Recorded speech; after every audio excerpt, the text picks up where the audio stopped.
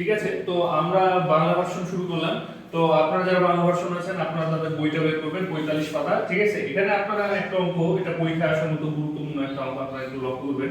ঠিক আছে, আপনারা একটা বিষয় আমি আপনাদেরকে আবারও বলি, আমি ক্লাসে যে ম্যাথগুলো করাবো, ঠিক আছে, সেগুলোকে হাইস্ট প্রায়োরিটি দিবেন আপনারা। ঠিক আছে, গুরুত্ব দিবেন। পাশাপাশি যে ম্যাথগুলোকে আমি গুরুত্বপূর্ণ বলে দিব ক্লাসে, ঠিক আছে, সেগুলো কিন্তু নোট ডাউন করে রাখবেন। আপনারা কিন্তু পরীক্ষায় এগুলোর মধ্যেই ম্যাথ পাবেন। ঠিক আছে, সো এই আমার করে দেওয়া অঙ্কগুলো খুব গুরুত্ব দিয়ে আপনারা বাছাই করবেন। ঠিক আছে, এখান থেকে কিন্তু আপনারা পরীক্ষায় কমন পাবেন। আচ্ছা, ঠিক আছে, তো আমরা শুরু করি।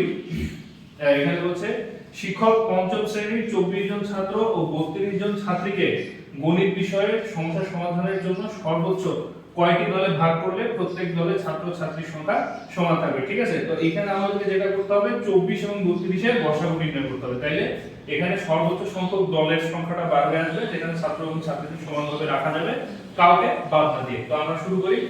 দেওয়া আছে ছাত্র 24 জন, ছাত্রী 32 জন। ঠিক আছে, 24 এবং 32 এর গসাগু হবে সর্বোচ্চ সংখ্যক দল।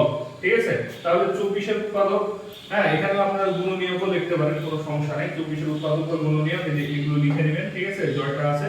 তারপর 32 এর উৎপাদক বা গুণনীয়ক 1 2 4 8 16 32 এগুলো লিখবেন।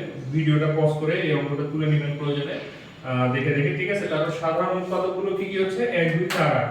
তাহলে গসাগু কি হচ্ছে সর্বোচ্চটা।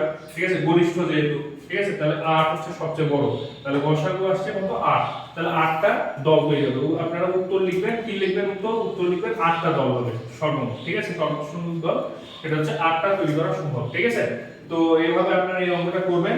পাশাপাশি উপরে যে অঙ্কটা আছে এই অঙ্কটাও ঠিক সেম প্রসেস। এখানে 12 এবং 18 এর গসাগু নির্ণয় করতে হবে। গসাগু নির্ণয় করলে এই অঙ্কটা সমাধান হয়ে যাবে। ঠিক আছে, এরপরে এই পেজে যে অঙ্কগুলো আছে, ঠিক আছে, এই অঙ্কগুলো খুবই সহজ। এই যে গুণিতক নির্ণয়, লসাগু নির্ণয়, ঠিক আছে, তারপরে এই যে বিভাজ্য নির্ণয়, ঠিক আছে, গুণনীয়ক লিখো, এগুলো অঙ্ক অলরেডি আমরা বহু আগে করে আসছি। আপনাদের কাছে এই অঙ্কগুলো খুবই সহজ, এগুলো কোনো ব্যাপারই না আপনাদের কাছে সলভ করা। ঠিক আছে, তো এগুলো যাই হোক বাসায় প্র্যাকটিস করবেন, হোমওয়ার্কে যেগুলো দেওয়া আছে অঙ্কগুলো সলভ করবেন। ঠিক আছে, তো আজকে এই পর্যন্তই। সবাই নিজেদের যত্ন নেবেন, খেয়াল রাখবেন, সুস্থ থাকবেন, ভালো থাকবেন। আপনাদের সবার জন্য অসংখ্য শুভকামনা। ধন্যবাদ।